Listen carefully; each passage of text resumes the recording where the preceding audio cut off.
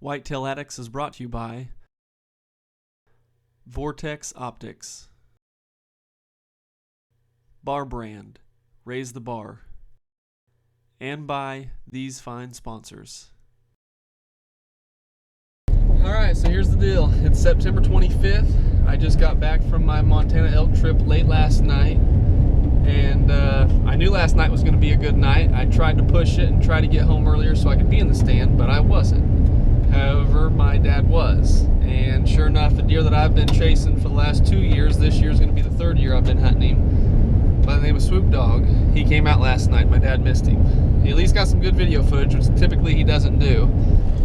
But sure enough, he was trying to get on him. He had good footage of him, but then he was trying to get on him and get rushed around, and then I guess he ended up missing him at 40 yards or something. And he had a ton of deer in front of him last night. Had another deer in front of him that we call wide load, and he's just a wide deer. We passed on him quite a bit last year, and this year he's a pretty nice deer, but he's going to get a free pass from me for probably the first half of the season because my top hit lister by far is Swoop Dog. He's probably pushing 170, but anyways, we're getting out to the blind here. It's about 5:30. I don't know if he's going to come in tonight or not. Probably not because Dad missed him last night, but you never know. We got the moon phase right, so I guess here we go, kicking off the 2015 deer season, and maybe we can get her done.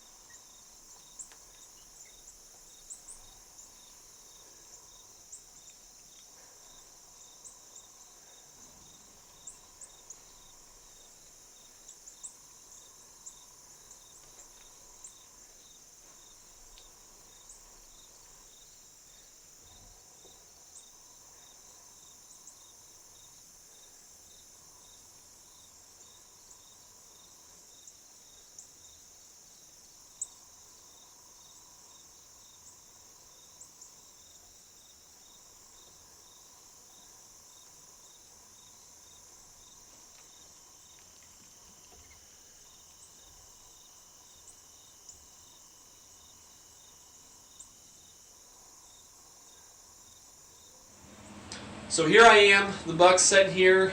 He's right at the junk food pile, or what's left of it, and he's faced me, and obviously this isn't the best shot to take, but you got to keep in mind that all the history that I've had with this deer, not only that, but I know it's just a matter of days before this deer is nocturnal and we never see him ever again. So I've got quite a few deer out in front of me. I've got a bunch of does off to my right and a bunch of does off to my left. So we've got a lot of eyes in this field. And right now this deer is paying no attention to me. Not only that, but we've got two other mature bucks coming down the hedgerow that you can't see. They're getting ready to come in, and as soon as they're getting ready to enter the field, they're getting ready to hop the fence. All of the other deer's eyes are up on these two mature bucks that are getting ready to come in.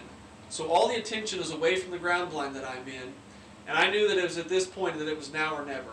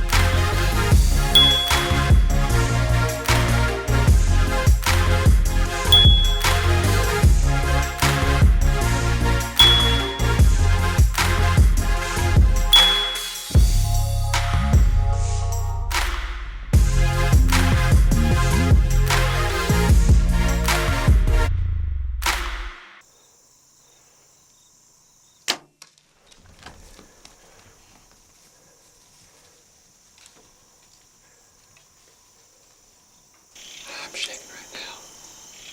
I can't even begin to explain to you right now what I am feeling.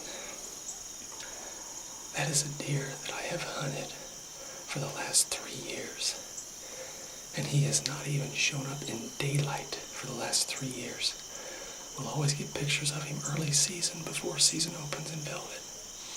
And then as soon as he loses that velvet, he goes nocturnal.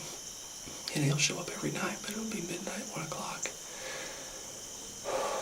My dad shot that deer and missed him last night, and I didn't think there was any way he was going to show up tonight. But he did.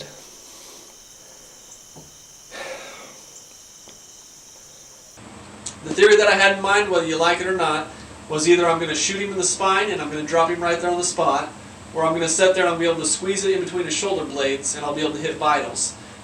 So I ended up taking the shot, and that's exactly what happened. Unfortunately, because the shot was up there on the top of his back, we don't get a lot of blood trail when you're doing that. Obviously, if you shoot him in the sides, you're going to get blood pumping out both sides typically. But when you shoot him on top of the back like that, gravity's not really going to pull that blood up and back out of him. So we didn't have much of a blood trail to track at all whatsoever. We looked hard, extremely hard the next day. Obviously, we let him set overnight. We came back the next morning. We looked the entire day trying to find him. Had no luck whatsoever. I walked back to a pond where I thought he was. He wasn't there. I ended up having to leave for work. I had to leave for New Mexico and go down there for a job. And my dad actually hunted. He was there probably 2 days later, and he was hunting, and he saw a bunch of ravens landing in a bunch of trees back there on a portion of the farm that we didn't actually think that he was even close to going to. And he sent me a text message. He said, "Hey, I think your deer's dead.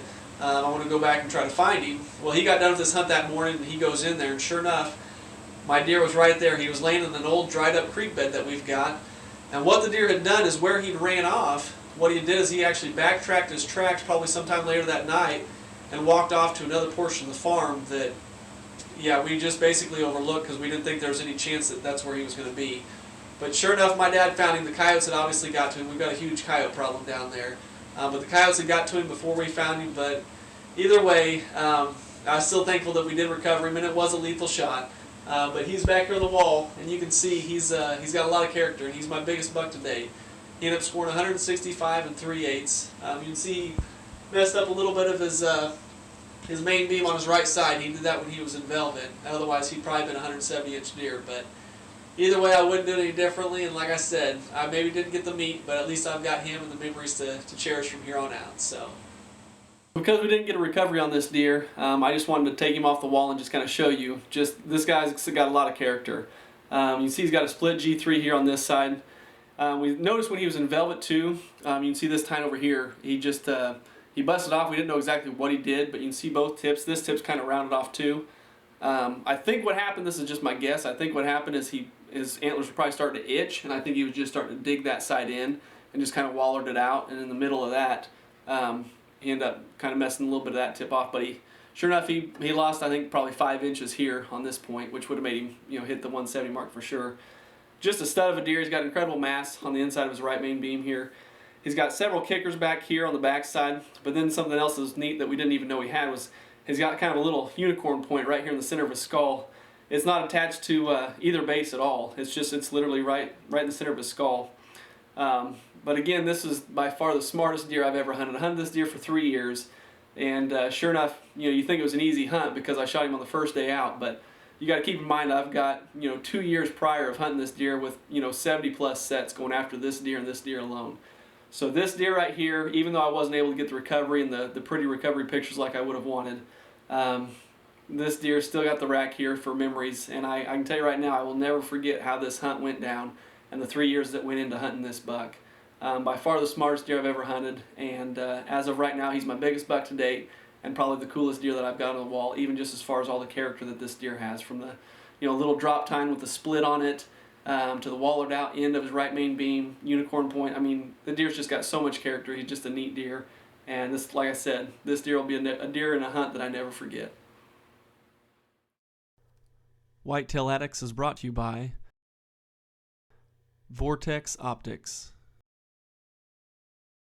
Bar Brand, Raise the Bar, and by these fine sponsors.